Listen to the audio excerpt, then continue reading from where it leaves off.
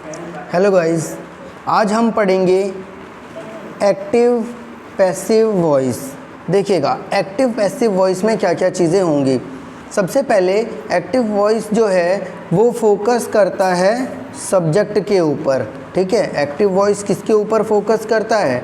Subject के ऊपर। और पैसिव वॉइस किसके ऊपर फोकस करता है? ऑब्जेक्ट के ऊपर। आप सिंपल सा ये समझें। ठीक है, जैसे कि हमारे पास एक एग्जाम्पल है पीटर बिल्ड्स अ हाउस। ठीक है, तो यहाँ पर सब्जेक्ट है पीटर। आपको पता चल रहा है पीटर बिल्ड्स अ हाउस। इसका मतलब क्या है? एक्टिव वॉइस को हिंदी में कहते हैं कर्तावाचक, यानी कि जो काम करने वाला व्यक्ति है वो ज़्यादा इम्पॉर्टेंट है और काम क्या हुआ है वो बाद में आएगा। लेकिन पैसिव वॉइस में क्या होगा? जो काम हुआ है वो ज़्यादा इम्पॉर्टेंट है। ठीक है, जैसे कि एक्टिव वॉइस में Peter builds a house, Peter एक घर बनाता है। तो अब ये देखिएगा पैसिव वॉइस में क्या हो जाएगा? अ हाउस, यानी कि देखिए अ हाउस जो है वो इधर आ जाएगा, सब्जेक्ट के रूप में कन्वर्ट हो जाएगा। और पीटर बिल्ड्स, पीटर जो है वो एंड में आ जाएगा। ठीक है, और बिल्ड्स जो है वो प्रेजेंट इंडेफिनिट टेंस की हेल्पिंग वर्ब होती है। प्रेजेंट इंडेफिनिट टेंस में क्या आता है? वर्ब की फर्स्ट फॉर्म में एस या ई एस आता है। ठीक है, तो ये प्रेजेंट इंडेफिनिट टेंस का वाक्य है। तो जब प्रेजेंट इंडेफिनिट टेंस के वाक्य का पैसिव वॉइस बनाते हैं तो प्रेजेंट कॉन्टिन्यूअस की हेल्पिंग वर्ब लगती है, यानी कि इज़ लगेगा। लेकिन इज़ के साथ हमेशा वर्ब की थर्ड फॉर्म लगती है। पैसिव वॉइस की आप एक खास बात समझ लीजिए अभी से ही। पैसिव वॉइस में क्या होता है? पैसिव वॉइस में एक अनएक्सपेक्टेड सी चीज़ होती है, और वो क्या होती है? Continuity with the third form of the verb. आप देखेंगे पैसिव वॉइस में हेल्पिंग वर्ब सारे कॉन्टिन्यूअस टेंस वालों के आएंगे। जैसे कि यहाँ पर आपको इज़ हेल्पिंग वर्ब मिला। इज़ जो है वो किसका हेल्पिंग वर्ब है? प्रेजेंट कॉन्टिन्यूअस टेंस का हेल्पिंग वर्ब है। ठीक है, लेकिन ये पैसिव वॉइस में आ गया। अब आपको अच्छे से पता है पैसिव वॉइस में हमेशा वर्ब की थर्ड फॉर्म ही आएगी। पैसिव वॉइस में हमेशा वर्ब की थर्ड फॉर्म ही आएगी। ठीक है, तो थर्ड फॉर्म आ गया। यहाँ पे बिल्ड की थर्ड फॉर्म क्या होती है? बिल्ड्स होती है, तो वो आ गया हमारे पास। अब आप देखेंगे आप कोई सा भी कॉन्टिन्यूटी ले लीजिए, उसके साथ हमेशा वर्ब की थर्ड फॉर्म ही आएगी। अगर यहाँ पर जैसे कि एक एग्जांपल लेते हैं, पैसिव वॉइस में प्रेजेंट टेंस में क्या होता है? टू बी के साथ क्या लगेगा? वर्ब की थर्ड फॉर्म, या फिर वर्ब के साथ ईडी लगता है। ठीक है, तो इसमें क्या लग जाएगा? इज़ एम आर के साथ वर्ब की third form, is am are के साथ वर्ब की थर्ड फॉर्म लगेगी। ठीक है, आपको मैं एक और एग्जांपल लेता हूँ इसके साथ साथ। देखिएगा जैसे ये था पीटर बिल्ड्स अ हाउस, तो पीटर क्या था? सब्जेक्ट था। फिर इसके बाद से ए हाउस जो है वो क्या है? हमारा ऑब्जेक्ट है, तो ऑब्जेक्ट सबसे पहले सब्जेक्ट बन गया। बिल्ड्स जो है वो बिल्ट हो गया, और फिर मैंने अभी आपको बताया helping verb is am are में आएगी क्योंकि ये प्रेजेंट इंडेफिनिट टेंस, और ये पीटर जो है वो इधर ऑब्जेक्ट बन गया। यानी कि पीटर जो है सब्जेक्ट, वो ऑब्जेक्ट बन गया, और जो ऑब्जेक्ट था वो हमारा यहाँ पर सब्जेक्ट बन गया। पैसिव वॉइस में क्या होता है? Interchange of subject into object. ठीक है, और हमेशा ये बात ध्यान रखना, हमेशा वर्ब की थर्ड फॉर्म ही आएगी चाहे कुछ भी हो जाए। ठीक है, कोई सा भी ऐसा पैसिव वॉइस का सेंटेंस नहीं होगा जिसमें वर्ब की थर्ड फॉर्म ना आए। ओके, अब आप देखेंगे क्या चीज़ें होंगी इसमें। और पैसिव वॉइस में क्या होता है? सिंपल तरीके से अगर हम समझना चाहें तो ये होता है पैसिव वॉइस में इज़ एम आर के साथ वर्ब की थर्ड फॉर्म लगती है। अगर सिंपल प्रेजेंट का पैसिव वॉइस बनाओगे आप तो क्या लगेगा? इज़ एम आर के साथ वर्ब की थर्ड फॉर्म लगेगी। जैसे कि एक एग्जांपल लेते हैं, Ram pledge cricket, Ram pledge cricket, तो ये क्या है? एक्टिव वॉइस का सेंटेंस है। ठीक है, और ये जो सेंटेंस है ये कैसे इंडिकेट करता है? ये प्रेजेंट इंडेफिनिट टेंस को इंडिकेट करता है। राम, फिर प्लेज, फिर क्रिकेट, तो ये क्या हो जाएगा, cricket is played by Ram, cricket is played by Ram, ठीक है। यानी कि ये हो गया पैसिव वॉइस। आप देखेंगे इसमें वर्ब की थर्ड फॉर्म हमेशा लग रही है, ठीक है। फिर ये राम जो इधर सब्जेक्ट है वो इधर आके ऑब्जेक्ट में हो गया, और फिर ये is am are helping verb के रूप में आ गया, ठीक है। अब आगे बढ़ते हैं।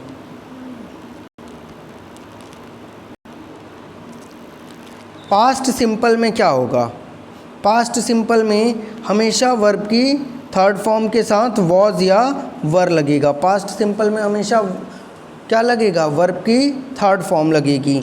जैसे कि I was asked, I was asked मुझसे पूछा गया, ही वॉज आस्क्ड उससे पूछा गया, शी वॉज आस्क्ड उससे पूछा गया। ये शी जो है वो लड़कियों के लिए, फीमेल के लिए। इट वॉज आस्क्ड इससे पूछा गया, या फिर ये पूछा गया। इट वॉज आस्क्ड का मतलब हो गया ये पूछा गया, क्या पूछा गया, ये पूछा गया। यू वर आस्क्ड तुमसे पूछा गया, दे वर आस्क्ड उनसे पूछा गया, ठीक है। यानी कि आप देखेंगे इन सब में सब्जेक्ट नहीं है, इन सब में क्या है, सब्जेक्ट नहीं है। जब सब्जेक्ट नहीं होता है, नेचुरली जब किसी वाक्य में सब्जेक्ट नहीं होता है तो क्या होता है, वो पैसिव वॉइस का वाक्य ही कहलाता है। वो क्या कहलाता है, पैसिव वॉइस का वाक्य ही कहलाता है। जैसे कि आई वॉज आस्क्ड मुझसे पूछा गया, ही वॉज आस्क्ड उससे पूछा गया, शी वॉज आस्क्ड उससे पूछा गया, इस तरीके के वाक्य। अब आप देखेंगे इसके बाद से इसमें भी ऐसे ही है। I was broken, he was broken, she was broken, it was broken, you were broken, they were broken, है ना। यानी कि इसमें भी वापस से सब्जेक्ट जो है वो नहीं है। जब सब्जेक्ट नहीं होगा तो आप समझ जाइएगा ये सीधे सीधे किसका सेंटेंस माना जाएगा, पैसिव वॉइस का वाक्य माना जाएगा। जैसे कि आपने कई बार ऐसे देखा होगा, ऐसा वाक्य आ जाता है, कैसा वाक्य आ जाएगा, जैसे मान के चलो आ गया,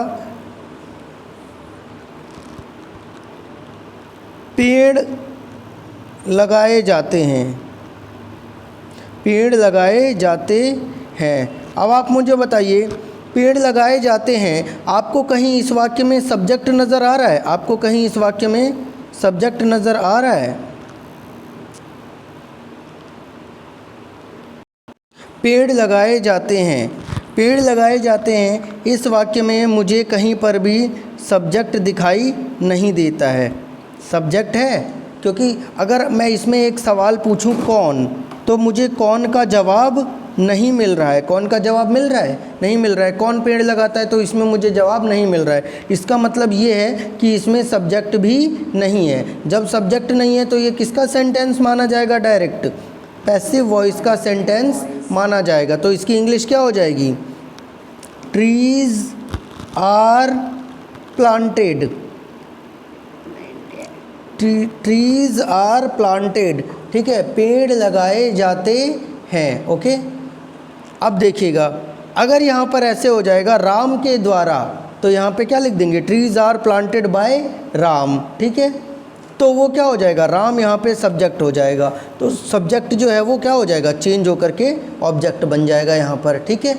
इस तरीके से अगर यहाँ पर कोई और वाक्य हो, जैसे कि ये तो प्रेजेंट इंडेफिनिट टेंस का वाक्य था, इसीलिए इसमें हेल्पिंग वर्ब क्या लग गई, इज एम आर के हिसाब से लगा है। अगर यहाँ पर ऐसे हो, पेड़ लगाए जाते थे, पेड़ लगाए जाते थे, तो क्या हो जाएगा, बोलो क्या हो जाएगा, ट्रीज वर प्लांटेड, ट्रीज वर प्लांटेड, ठीक है, समझ में आ गया।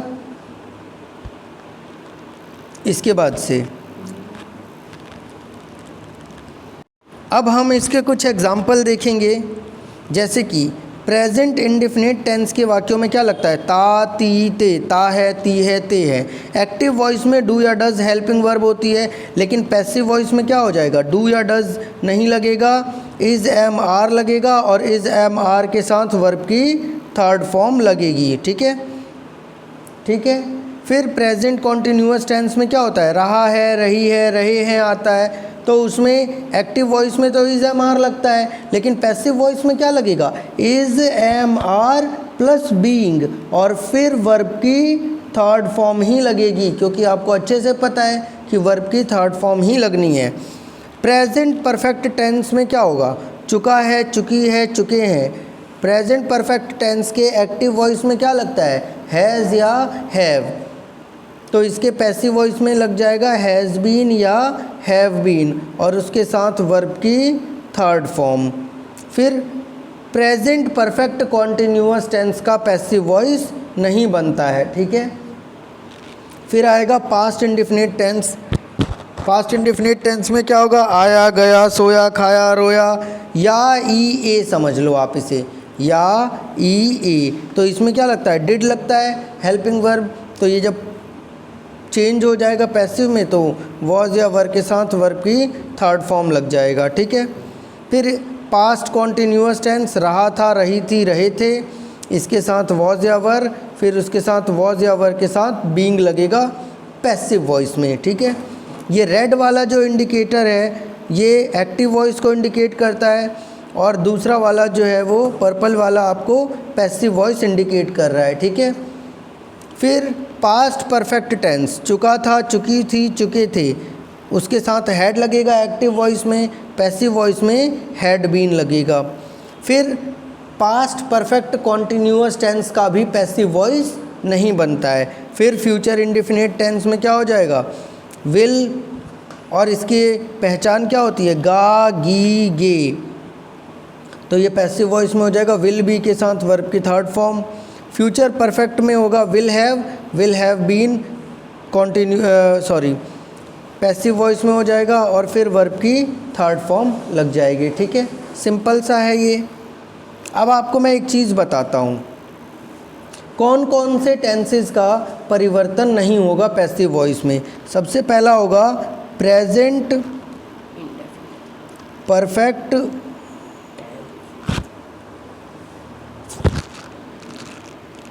Continuous tense, present perfect continuous tense का परिवर्तन नहीं होगा।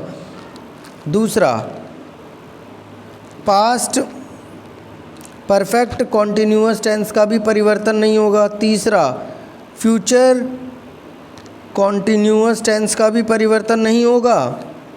और चौथा फ्यूचर परफेक्ट कॉन्टिन्यूअस टेंस का भी परिवर्तन नहीं होगा।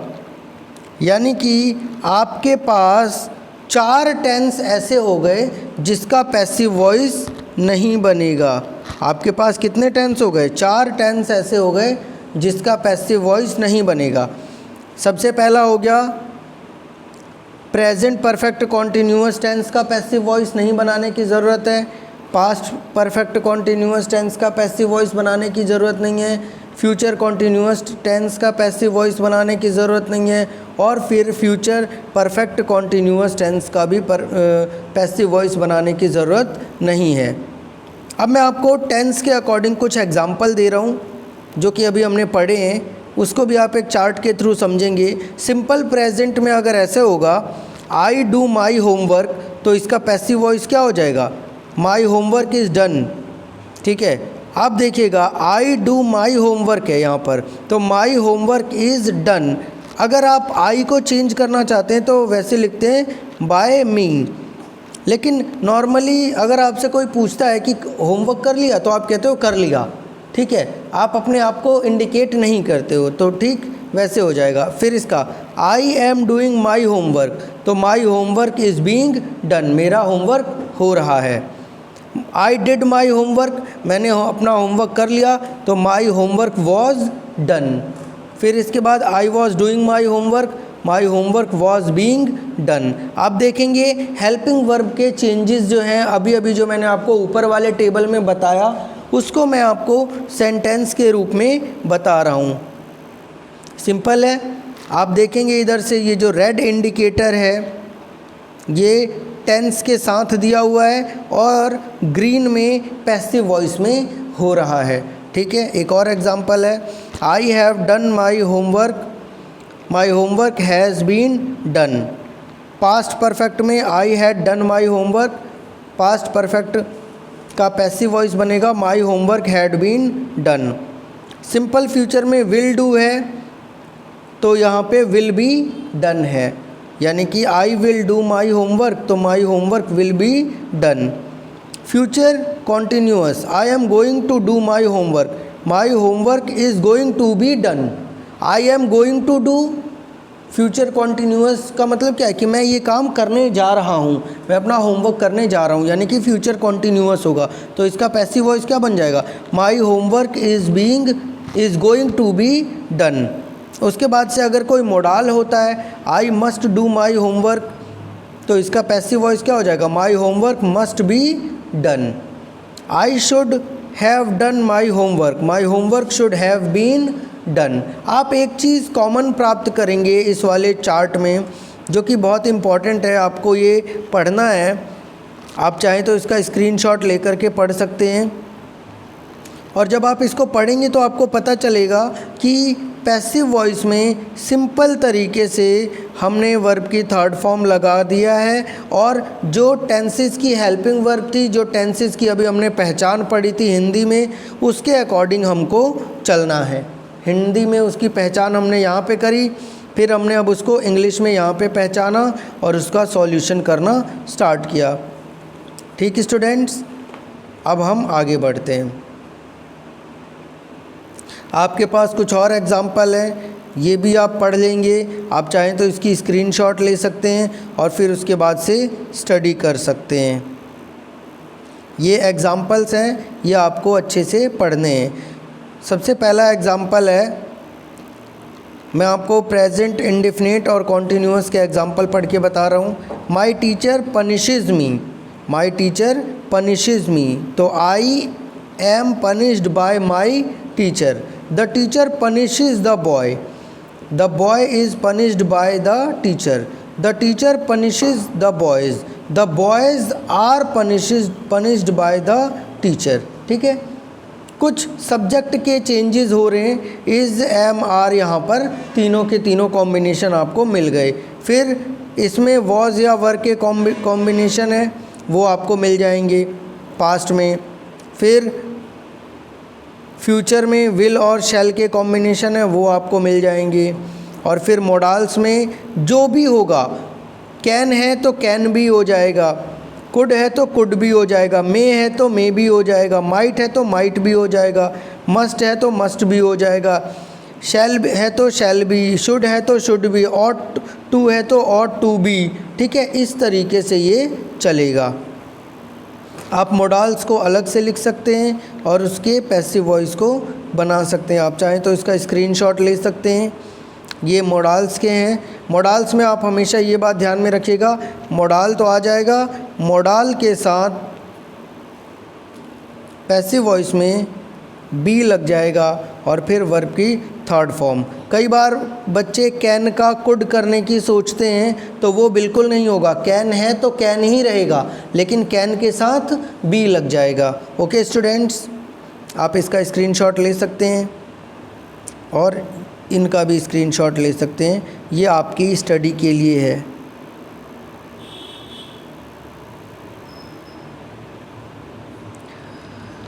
अब हम आगे बढ़ते हैं। कुछ आपको एग्जाम्पल दिए हुए हैं पैसिव वॉइस के, ये भी एग्जाम्पल्स आपके रिवीजन के लिए हैं।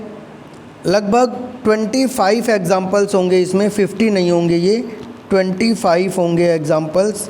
इन 25 एग्जाम्पल्स को आपको पढ़ना है और अगेन आप इसको स्क्रीनशॉट ले सकते हैं और इसको पढ़ सकते हैं। ठीक है, अब जो इसकी मेन बात है वो यही है कि पैसिव वॉइस में हमेशा वर्ब की थर्ड फॉर्म लगेगी और वर्ब की थर्ड फॉर्म के साथ हेल्पिंग वर्ब जो लगने वाली है, जो हेल्पिंग वर्ब हम लगाएंगे वो कॉन्टिन्यूटी के साथ हेल्पिंग वर्ब लगेगी। कॉन्टिन्यूटी प्लस में वर्ब की third form, continuity plus verb की थर्ड फॉर्म, और हेल्पिंग वर्ब हमेशा कॉन्टिन्यूटी की ही रहेगी। ठीक है, चाहे वो इज़, एम, आर, फिर वॉज, वर, ठीक, फिर has been, have been, will be, shall be, इस तरीके की हेल्पिंग वर्ब लगेगी। और एक इम्पेरेटिव सेंटेंसेस अगर होंगे, इम्पेरेटिव सेंटेंसेस होंगे तो उनको हम दूसरे तरीके से करेंगे। उसका एक एग्जांपल लेके मैं आपको बताता हूँ। जैसे कि प्लीज़ हेल्प मी, ये एक इम्पेरेटिव सेंटेंस का एग्जांपल है। तो इसका क्या हो जाएगा, इसका आंसर हो जाएगा, यानी कि पैसिव वॉइस हो जाएगा, you are requested to help me, you are requested to help me, you are requested to help me. इसी तरीके से get some water, get some water, तो ये एक ऑर्डर टाइप का लग रहा है कि पानी लेकर आओ, तो इसका ये एक्टिव वॉइस है। तो जब इसका पैसिव वॉइस बनाएंगे तो क्या हो जाएगा, you are ordered to get some water, ठीक है, you are order to get some water. इस तरीके से और भी सेंटेंसेस होंगे जिसे आप करने की कोशिश करेंगे, ठीक। और ये सिंपल सा पैसिव वॉइस है। अगर आपको कोई डाउट आता है तो आप मुझे ज़रूर बताएंगे और आप मुझे कमेंट सेक्शन में ज़रूर बताएंगे कि आपको क्या चीज़ समझ में नहीं आई है और आपको ये वीडियो कैसी लगी। Thank you students.